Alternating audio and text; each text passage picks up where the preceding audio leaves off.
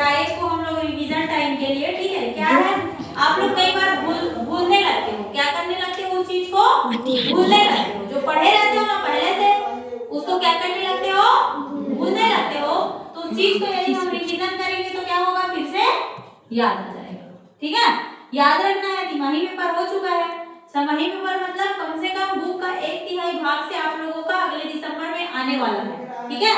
तो हमें नेक्स्ट क्या करना है, उधर कंप्लीट करते जाना है। हो सकेगा तो गणित की क्लास हम सर हमारे विश्वास सर लेंगे आप लोगों का, विज्ञान और सामाजिक विज्ञान को मैं लूंगी, ठीक है, क्योंकि अब ऐसा आया है कि सभी टीचर प्राइमरी और मिडिल दोनों मिल के पढ़ाएंगे।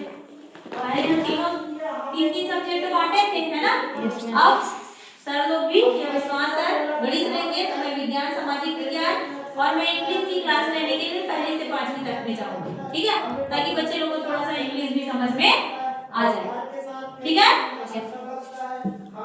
तो आ जाते हैं हम लोग विज्ञान के अनूठा संसार में। इसमें रिवीजन के लिए है कि अन्य पौधे, एक पौधा वर्ग हो गया। विज्ञान में क्या है, आप यहाँ पे विज्ञान को 2 भाग में बेसिकली 6वीं से 8वीं तक, या 6वीं से 8वीं तक की है हमें विज्ञान के रूप में, 9वीं 10वीं भी फ्री में है विज्ञान और प्रौद्योगिकी, ठीक है। फिर 11वीं 12वीं में 11वीं में आपको सेल्फ सब्जेक्ट लेना पड़ेगा कि विज्ञान विषय पढ़ते हो आप, कि गणित पढ़ते हो, कि कला पढ़ते हो, उसके अंतर्गत 5 विषय पढ़ने होंगे, हिंदी इंग्लिश कॉमन रहेगा, और 3 उस सब्जेक्ट जैसे विज्ञान लोगे ना 11वीं में, तो आपको भौतिक शास्त्र, रसायन शास्त्र और बायोलॉजी जीव विज्ञान, ये 3 विषय, और हिंदी इंग्लिश 5 विषय पढ़ना पड़ता है 11वीं में, 5 विषय 12वीं में, ठीक है। बीच में पर्यावरण का भी पेपर होता है, 20 नंबर का प्रोजेक्ट, और ऐसे करके ना एक पेपर भी लेते हैं, लेकिन वो जुड़ता नहीं है, ठीक है। तो ये सारे विषय आपको पढ़ना है अच्छे से, ठीक है, जानना है उसके बारे में कि आखिर विज्ञान कहता क्या है।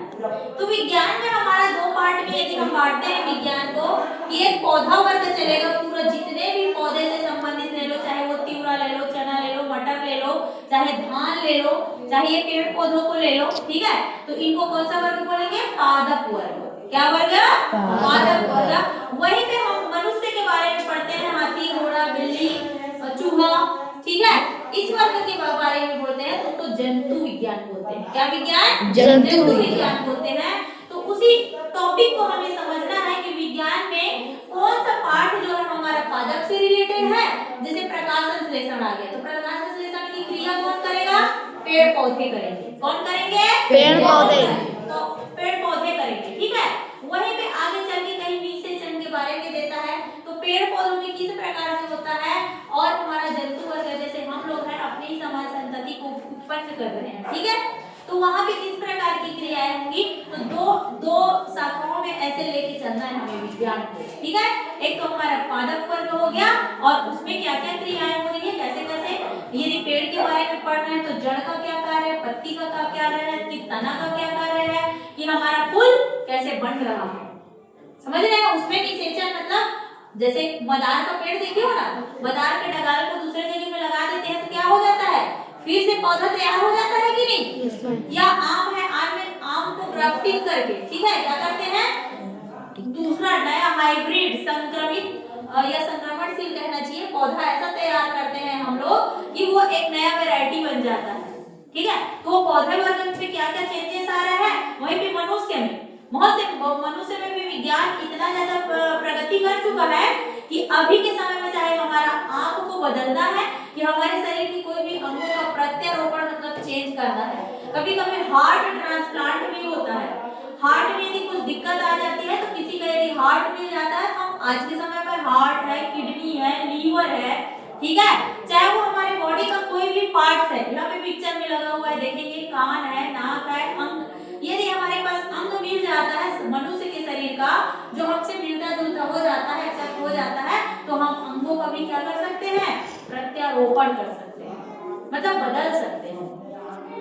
कई लोगों का देखे होंगे आप लोग टीवी में पैर नहीं रहता है, पैर रहता है क्या, नहीं रहता है, लेकिन उसके लिए हम एक कृत्रिम पैर तैयार कर देते हैं। आधुनिक विज्ञान जो है वो बहुत आगे बढ़ चुका है, ठीक है।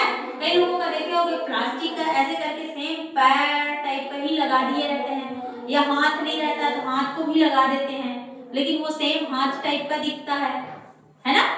उसी प्रकार जैसे कि किसी का किडनी, 2 किडनी होता है, करना बंद कर देता है तो हो सकता है कई लोगों को डोनर मिल जाते हैं या दोनों किडनी काम करना बंद कर देता है तो एक किडनी से जिंदा रहते हैं। अभी कल के ही न्यूज़पेपर में पढ़ रही थी मैं, एक यही की है, एक बुजुर्ग के बारे में छपा हुआ था न्यूज़पेपर में कि उनकी वाइफ इतनी बीमार हो गई है कैंसर से, उनको है कौन सा कैंसर है वो, थायराइड कैंसर। ठीक है, थायराइड कहना चाहिए, थायराइड एक प्रकार का हार्मोन होता है, उसका नाम आप लोग जिस पार्ट में हार्मोन मनुष्य से संबंधित वाला पार्ट आया कि हमारे शरीर में हार्मोनल किस टाइप से काम करता है, हार्मोन चेंजेस। जैसे छोटे बच्चे रहते हो आप लोग 10 साल का, 10 से जो 15 साल का फेज होता है, 4-5 साल का टाइम पीरियड, उस टाइम पीरियड में आप लोगों की लाइफ में क्या आएगा, बदलाव आएगा। लड़कियों की आवाज में चेंजेस आता है, शारीरिक बनावट में थोड़ी सी मजबूती आ जाती है ना।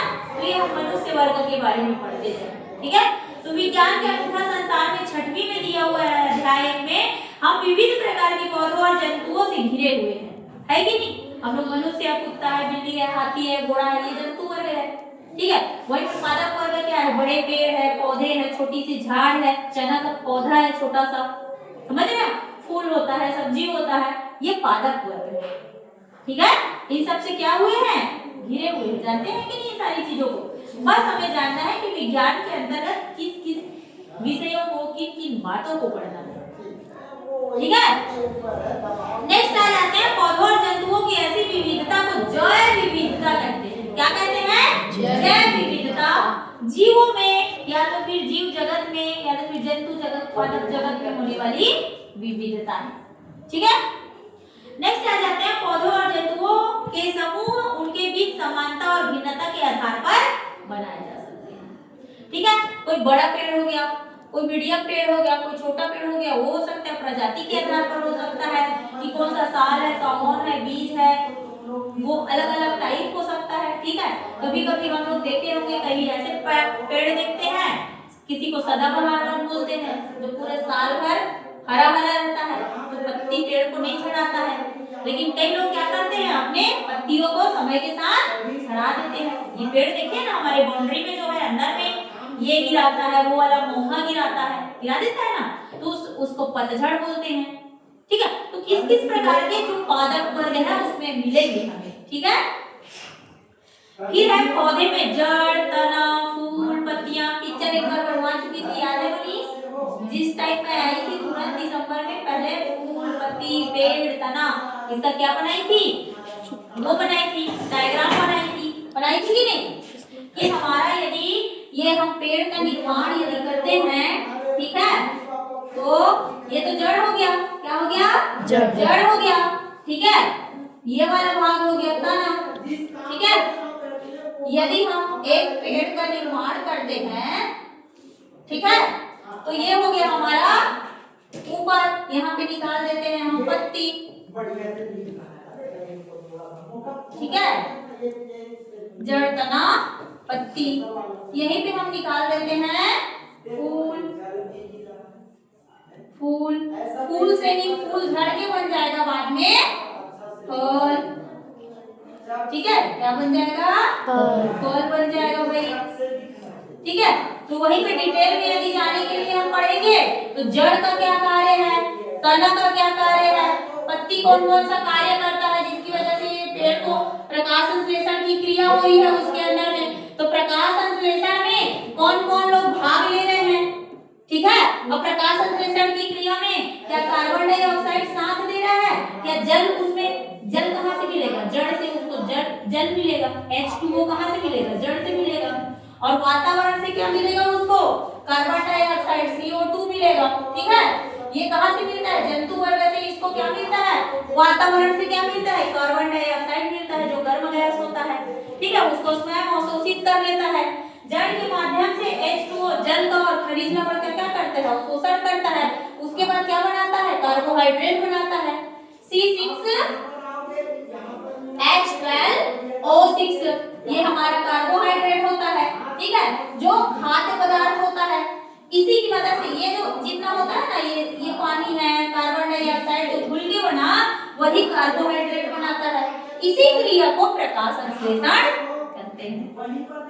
ठीक है, इस क्रिया को क्या कहते हैं, प्रकाश संश्लेषण कहते हैं। उसका फॉर्मूला मैं लिखाऊंगी, ठीक है आप लोगों को, कि प्रकाश संश्लेषण में कौन कौन भाग ले रहे हैं। कार्बन डाइऑक्साइड ले रहा है, जल ले रहा है, कितने भाग ले रहे हैं, ठीक है। तो क्या बनेगा, कार्बोहाइड्रेट बनेगा।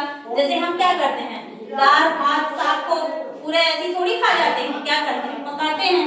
तो अपने लिए जब भोजन बना रहा है कौन, पेड़ बना रहा है, तो उसी क्रिया को बोलते हैं प्रकाश संश्लेषण। प्रकाश का अपने अंदर क्या करता है, अवशोषण करता है और अपने लिए क्या तैयार करता है, भोजन तैयार करता है। क्या करता है, भोजन तैयार करता है, ठीक है। तो किसके रूप में रहता है, कार्बन डाइऑक्साइड कार्बोहाइड्रेट के रूप में रहता है, ठीक है।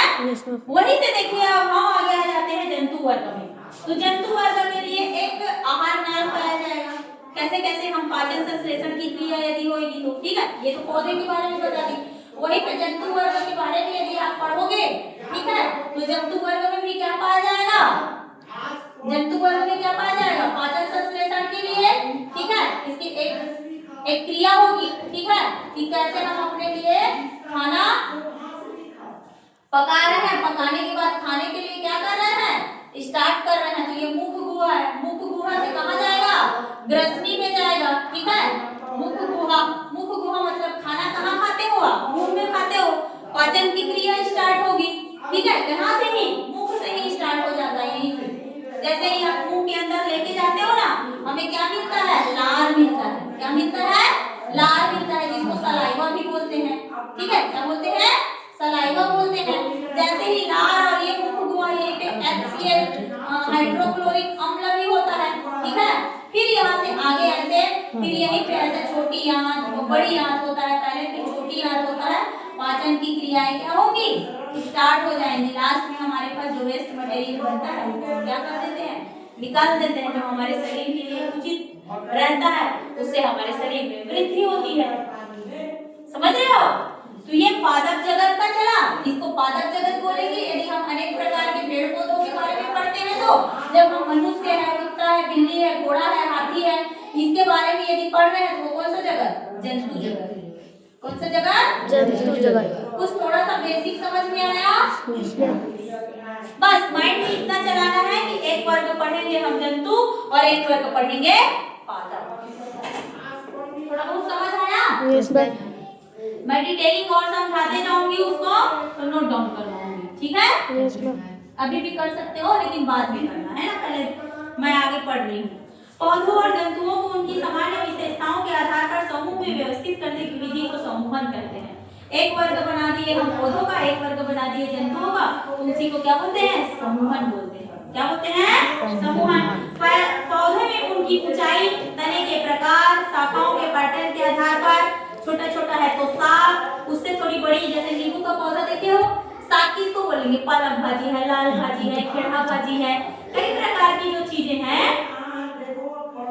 क्या हुआ गौतर, कुछ हुआ, हाँ। तो क्या बोल रही थी कि उनकी शाखाओं के आधार पे, कोई छोटा है तो साग है, अलग अलग प्रकार की भाजियां, जैसे प्याज भाजी देख लो, छोटे हैं उसको साग बोलेंगे। लौकी है, कद्दू है, इसको बेल, लौकी है, कद्दू है, उनार में बनता है ना, तो उसको बेला बोलेंगे, बेला वाली सब्जी, ठीक है। साग मतलब छोटी छोटी सब्जियां, ये छोटे छोटे पौधे। उसके बाद झाड़ी मतलब 5 से 10 मीटर तक के पौधे, 5 से 10 मीटर मतलब जैसे झाड़ी किसको बोलेंगे, नींबू का पेड़ देखे हो, पीढ़ी का तो बड़ा हो जाता है, लेकिन झाड़ी वर्ग में मेनली नींबू की जो प्रजातियां होती है, ठीक है, जितने भी कांटा नींबू है, करौंदा है, देखिए ना करौंदा छोटा छोटा रहता है, लेकिन वो झाड़ टाइप का रहता है, चारों साइड से फैला हुआ रहता है, ये सब क्या है, झाड़ी है।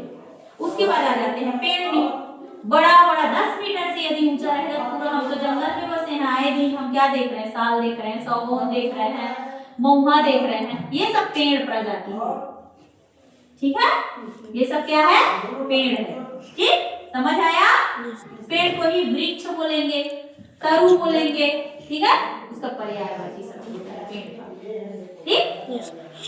नेक्स्ट आ जाते हैं पौधे के उनके बीज के बीच पत्रों की संख्या के आधार पर। जैसे चना देखे हो, चना, चना कितने भाग में बटा रहता है, जितने भी दाल की प्रजातियां हैं, दाल वाली चीजें हैं, चाहे राहेर देखे हो, यस मैम, राहेर को कैसे करते हैं, दाल बनाते हैं कि नहीं, यस मैम, मटर देखे हो, यस मैम, तिवरा देखे हो, तिवरा, यस मैम, और चना, यस मैम, सब कितने भाग में मिलेंगे, दो, दो भाग में यदि मिलते हैं तो उसी को द्विबीजपत्री बोला जाएगा। क्या बोला जाएगा, द्विबीजपत्री पौधे। ठीक है, एक बीजपत्री पौधे किसे बोला जाएगा, गेहूं देखे हो, गेहूं का क्या दो भाग होता है, नहीं होता है।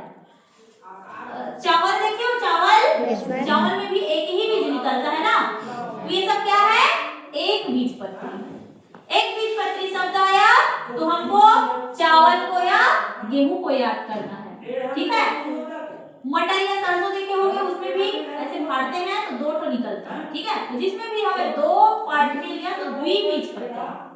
ठीक है, नेक्स्ट आ जाते हैं, पौधे के उनके बीच के बीजपत्रों की संख्या के आधार पर द्विबीजपत्री एवं एक बीजपत्री पौधे समूह बनाए जाते हैं। ठीक है, पौधे वर्ग में एक बीजपत्री पौधे सामान्यतः अपनी पत्तियों के समानांतर, अब इसमें सिरा विन्यास पढ़े थे या मैं ही पढ़ाई थी एक बार, पत्तियों में दो प्रकार का सिरा विन्यास पाया जाएगा। ठीक है, पत्तियों में एकदम समानांतर सिरा विन्यास पाया जाता है, एक के सीधे एक। जैसे आप क्या देखे हो, कौन कौन से पौधे को देखे हो, आप पीपल के पौधे देखे हो, Yes, ma'am. के पौधे देखे हो, उसमें जाली का सिरा विन्यास पाया जाता है। ऐसे हेड तो होता है लेकिन उसमें जाली जाली के रूप में ऐसे देखे हो। ठीक है, लेकिन वहीं पे धान की पत्ती को देखना या गेंदा फूल की पत्ती को देखना, गेंदा फूल देखे हो, यस मैम, गेंदा फूल की पत्तियों को देखना, इसका जो सिरा विन्यास पाया जाएगा वो एकदम एकांतर नहीं रहता, समानांतर रहता है, समानांतर, समान अंतर पे। जितना इधर पाया जाएगा उतने ही दूर में इधर पाया जाएगा, जितने इधर पाया जाएगा वहीं से सेम इधर साइड से भी निकला रहेगा। ठीक है, तो ये जाली के रूप में जब रहेगा तो जाली का सिरा विन्यास, और ये समांतर के रूप में रहा तो समांतर सिरा विन्यास।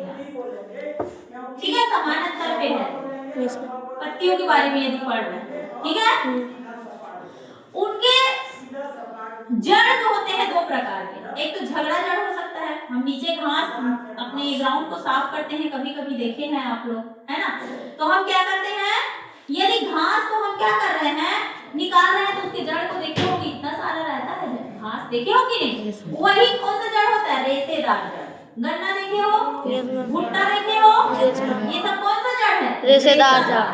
ठीक है, और पेड़ को देखोगे, एक बड़े बड़े पेड़ को आप देखोगे तो कैसा जड़ मिलेगा, मूसला जड़, कैसा जड़, मूसला जड़, मतलब मोटा जड़। समझ रहे हैं, तो दो प्रकार का जड़ पढ़ लिए, सिरा विन्यास पढ़ लिए, दो प्रकार का, समानांतर सिरा विन्यास, जालिका सिरा विन्यास। ठीक है, एकांतर सिरा विन्यास भी बोल सकते हैं जालिका वाले को।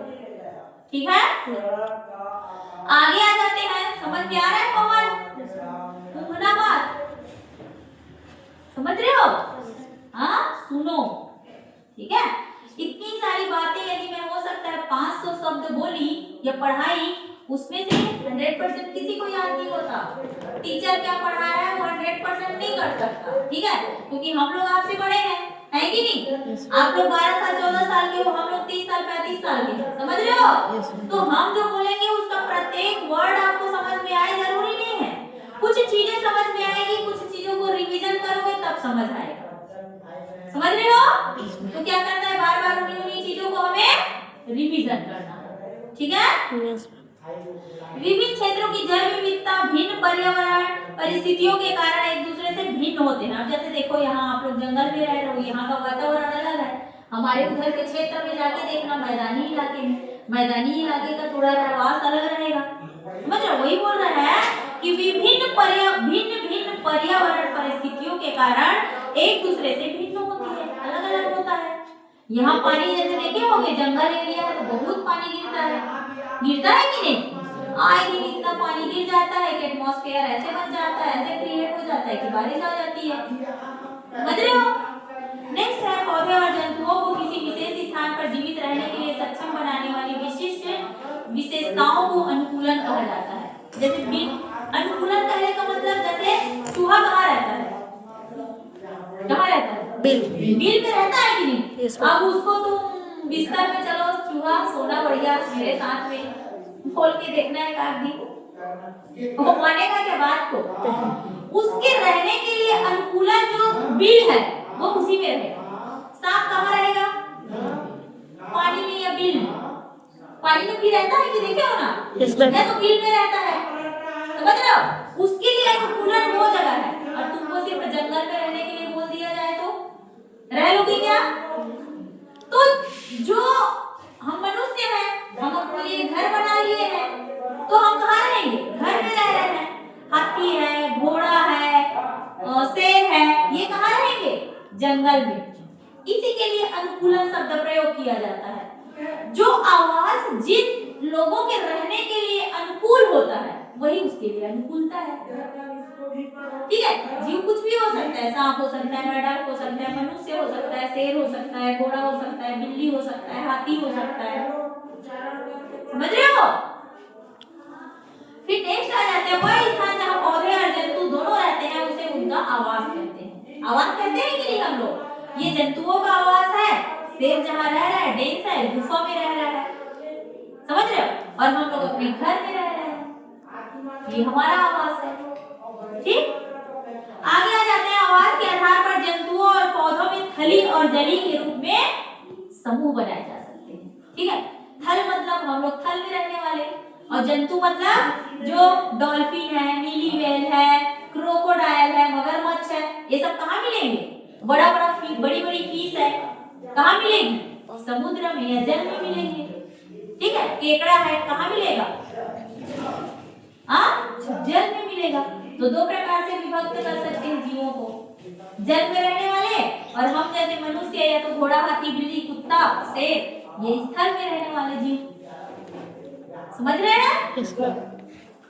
आगे आ जाते हैं। आवास की क्षति से जैव विविधता को हानि होती है। चलो ठीक है, शेर जंगल में रह रहा है, जंगल को ही आग लगा दो। बंदर रह रहे हैं, उसको आग लगा दो, क्या होगा? जैव विविधता को हानि होगी कि नहीं होगी?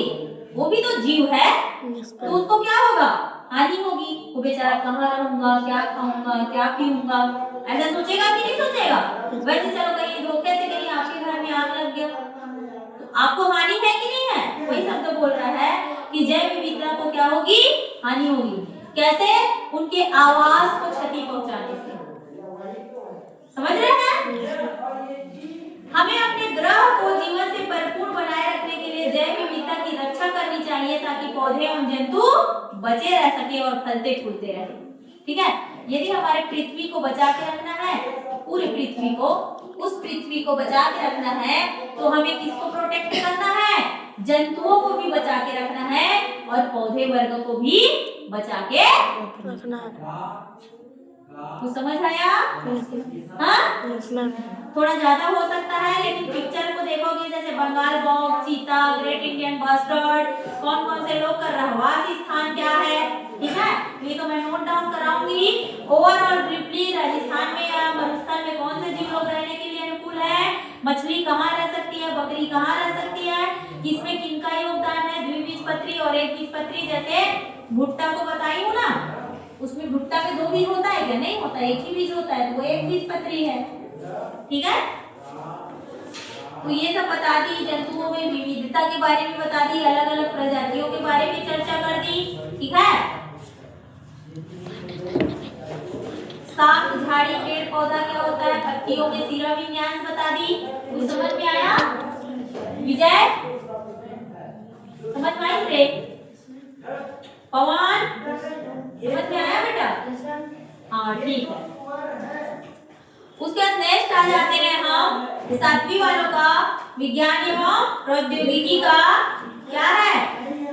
आप लोगों के अध्याय में क्या है? पृथ्वी पर जीवन। ठीक है, पृथ्वी पर जीवन के बारे में। अब हमारी पृथ्वी को देख लिए, 7 महाद्वीप है और 5 महासागर है ना? महाद्वीप में हम लोग रह रहे हैं, ठीक है, और महासागर में कौन लोग? जलीय जीव लोग महासागर में रहेंगे भाई, जो जल में रह रहे हैं। हम लोग थल में रह रहे हैं, तो थल मतलब क्या? महाद्वीप, और जल मतलब क्या? जलीय जीव। ठीक है, समझ में आ रहा है? हाँ, तो देखेंगे जीवधारियों के जीवित रहने के लिए भोजन, जल और वायु की आवश्यकता होती है। ठीक है, अब हम जीवित कैसे रहेंगे? सांस लेने के लिए हमें क्या चाहिए भाई? ऑक्सीजन गैस चाहिए। कौन सा गैस चाहिए? ऑक्सीजन गैस चाहिए। और पानी पीने के लिए क्या चाहिए? पानी का सूत्र क्या है? जल का H2O है। और प्राण में हम प्राणदायी वायु में क्या ले रहे हैं? Oxygen O2। ठीक है, केमिकल फार्मूला होता है विज्ञान की भाषा में। ठीक है, और भोजन हम किस रूप में ग्रहण कर रहे हैं? कार्बोहाइड्रेट, प्रोटीन, वसा, खनिज लवण, जल। जब दाल खाते हो ना तो दाल से प्रोटीन मिलता है। ठीक है, चावल खा रहे हो ना, भात खाते हो, उससे कार्बोहाइड्रेट मिल रहा है। खनिज लवण क्या होता है? खनिज जितनी भी मिल रहा है हम बना रहे हैं, सब्जी के फॉर्म में ले रहे हैं, वो खनिज तत्व है। ठीक है, वो भट्टा हो सकता है, जितनी भी प्रकार की सब्जियां आप खा रहे हो, ठीक है, खनिज तत्व है। ठीक है, खनिज लवण है कह दीजिए। ठीक है, जल तो पानी के रूप में ले ही रहे हो। ठीक है, प्रोटीन कभी कभी दूध पी लेते हो आप लोग। ठीक है, सोयाबीन कभी कभी खा लेते हो, मिल जाता है तो सोयाबीन की बड़ी खाते हो कि नहीं? वो प्रोटीन रिच होता है। तो अलग अलग फॉर्म में हम क्या कर रहे हैं? भोजन ले रहे हैं। आ रहा है विष्णु? हाँ, ज्यादा थोड़ी हो रहा है, नहीं ना? ठीक है। जीवधारी भिन्न भिन्न प्रकार के पर्यावरण में रहते हैं, बता चुकी हूँ। जहाँ जीवन के लिए आवश्यक चीजें सरलता से प्राप्त होती है, वहाँ जीवधारी की संख्या अधिक पाई जाती है। ठीक है, जहाँ पे आसानी से पर्वत के ऊपर में रह के बोलोगे कि वहाँ दाल भात साग सब मिल जाए, तो फिर वो संभव नहीं होता है ना भाई, वहाँ पे ले जाना पड़ता है। जैसे हमारा मैदानी एरिया है, चना बोते हैं, होते ही नहीं, राहर बोते हैं, चावल बोते हैं, कोदो बोते होंगे। किसके घर कोदो लगा है बताओ? लगा है ना? हाँ, कोदो भी होता है। ठीक है, रेगिस्तान तथा ध्रुवीय क्षेत्र में क्रमशः अधिक गर्म। रेगिस्तान क्या होता है? बहुत ही गर्म होता है। और रेगिस्तान का जहाज किसे बोला जाता है? रेगिस्तान का जहाज क्या है? अब आजकल के बच्चे इतना भी नहीं जानते हो यार। रेगिस्तान का जहाज बोला जाता है ऊंट को। रेगिस्तान का जहाज क्या होता है? ऊंट होता है। ठीक है, तो ऊंट को रेगिस्तान का जहाज क्यों बोला जाता है? क्योंकि रेत में आसानी से कैसे चलता है, देखिए हो टीवी में। हाँ, इसलिए उसको रेगिस्तान का जहाज बोला जाता है। उसका जो पैर होता है ना, गद्दे नुमा होता है, जो उसको चलने में क्या करता है? मदद करता है। उसका जो पैर है वो रेत में नहीं धंसता है। ऊंट को दौड़ते देखे हो? इस क्षेत्र में तो ऊंट वाले लोग हैं यार, यहाँ नीचे में गजई डब्बी में है कि नहीं है? इधर भी आते हैं, कई दिन ऊंट वाले लोग आते हैं कि नहीं? इधर एमपी जाते हैं तो आते हैं, है ना? तो रेगिस्तान का जहाज किसे बोला जाता है? इस बार का मैं यूनिट टेस्ट लूंगी ना तो दूंगी ऐसे ऐसे सवालों को। ठीक है, रेगिस्तान का जहाज क्या है? अनुकूलन क्या है? हम प्राण में कौन सी गैस लेते हैं? ठीक है, हम भोजन में कार्बोहाइड्रेट जल, खनिज लवण जल, हमें प्रोटीन किससे मिलता है? वो देखो पीछे विटामिन, रासायनिक प्रमुख स्रोत, कमी से होने वाले रोग, सब चीज का एक लिस्ट बना बनाया तैयार है कि आपको कौन सा विटामिन आप खा रहे हो। तो आपको विटामिन ए लेना है, फिर पालक खाना है, गाजर खाना है, मक्खन खाना है। ठीक है, विटामिन बी चाहिए, B1 चाहिए, तो आपको अनाज फलियां इष्ट खाना पड़ेगा, अंडा मांस खाना पड़ेगा। समझ रहे हो? उसी प्रकार से अन्य विटामिनों के बारे में है, विटामिन सी के बारे में है कि आप जो नींबू खा रहे हो उसमें बहुत होता है, आंवला खा रहे हो उसमें विटामिन सी होता है। ठीक है, तो ऐसे अपने डाइट को क्या करना है? जैसे जैसे पढ़ते जाओगे वैसे मेंटेन करके रखना है। पढ़े लिखे वर्ग के लोगों को देखे होंगे, अपने लाइफ स्टाइल में क्या करते हैं? चेंजेस लाते हैं। ठीक है, लाते हैं कि नहीं? Yes ma'am. नेक्स्ट आ जाएंगे, खाद्य श्रृंखला की शुरुआत हमेशा पौधे से होगी। किसी भी खाद्य श्रृंखला की शुरुआत किससे होगी? पौधे से। अब पौधों को क्या खाएगा? छोटा छोटा जीव जंतु लोग खा जाएंगे। ठीक है, समझ रहे हैं? उसको बड़ी जंतु खा जाएगी। बड़ी जंतु को कौन खा जाएगा? हमारे जैसे मनुष्य। बड़े जंतु मतलब इतना बड़ा मछली मिली सबको निपटा दो, इतना बड़ा मछली मिला तो भी निपटा दो। तो हम क्या खाएंगे?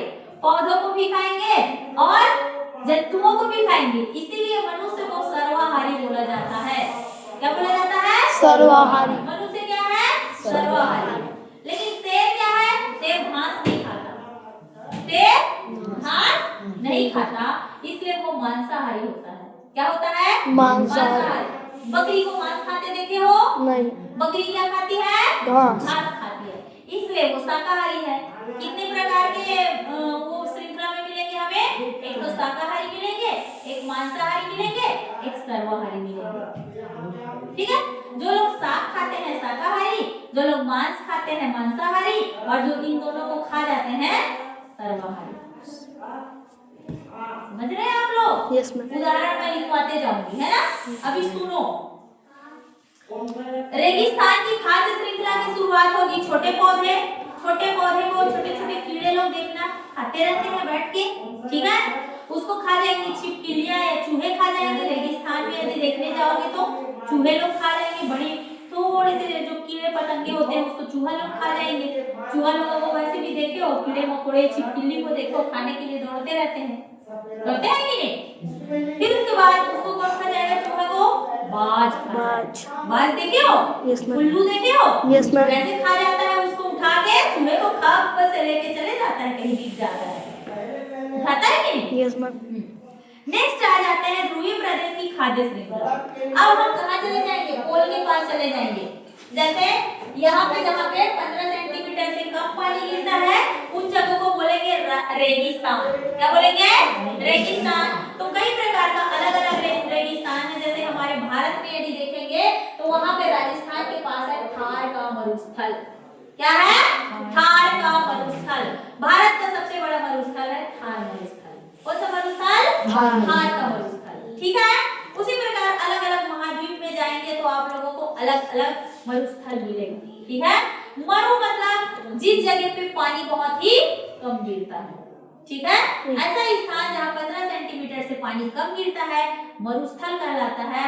और ऐसी जगह किसके रूप में निर्मित हो जाती है? मरुस्थल के। ठीक है, जहाँ पे पेड़ पौधों की संख्या क्या हो जाती है? पानी ही नहीं है तो पौधे कहाँ से होंगे जी? और पौधे के रूप में भी यदि होंगे भी तो कांटेदार पौधे निकलेंगे, जिसको क्या बोलते हैं? रेगिस्तान के पौधे को कैक्टस। क्या बोला जाता है? कैक्टस। कैक्टस देखे हो? ऐसे कांटा कांटा वाला, ये गजई डबरी में है एक जन के घर के पास, पूरा ऐसे उद्यान बनाया है कैक्टस के पौधे।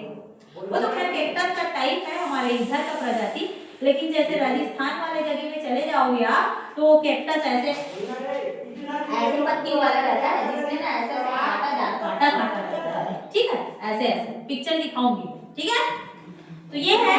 नेक्स्ट आ जाते हैं वही खाद्य श्रृंखला के बारे में और डिटेल से लिखवाऊंगी।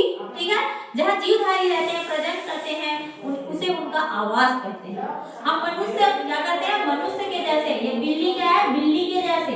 कुत्ता जो है क्या? कुत्ते के जैसे क्या करता है? अपने समान ही यदि हम जंतुओं को क्या करते हैं?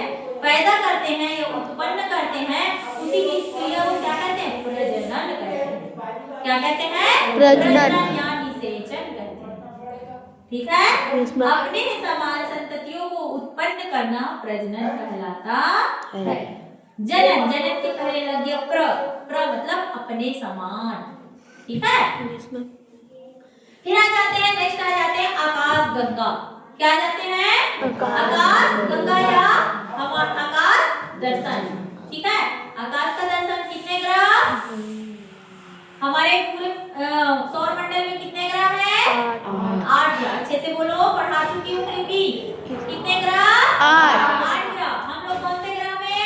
पृथ्वी। पृथ्वी की कितने प्रतिशत भाग में स्थल?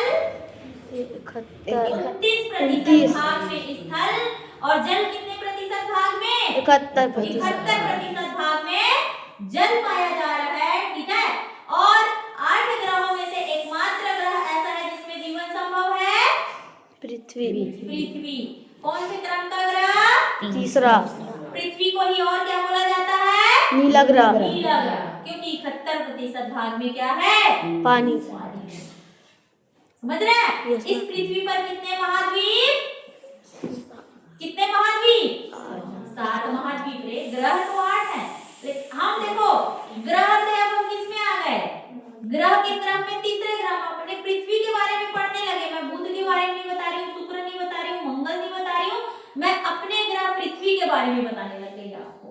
तो पृथ्वी का फैक्ट याद रखना है कि इसमें जो स्थल भाग है वो 29% है और उसी को 7 महाद्वीप में बोलेंगे। एशिया महाद्वीप, ठीक है, 7 का नाम बोलते हैं। एशिया महाद्वीप, ठीक है, अफ्रीका महाद्वीप, वहीं पे ऊपर में आ जाते हैं। इसमें ढूंढना आप लोग लिखा हुआ है Asia, Asia, Africa, Europe, America, उत्तरी अमेरिका, दक्षिणी अमेरिका, ठीक है, अंटार्कटिका और ऑस्ट्रेलिया।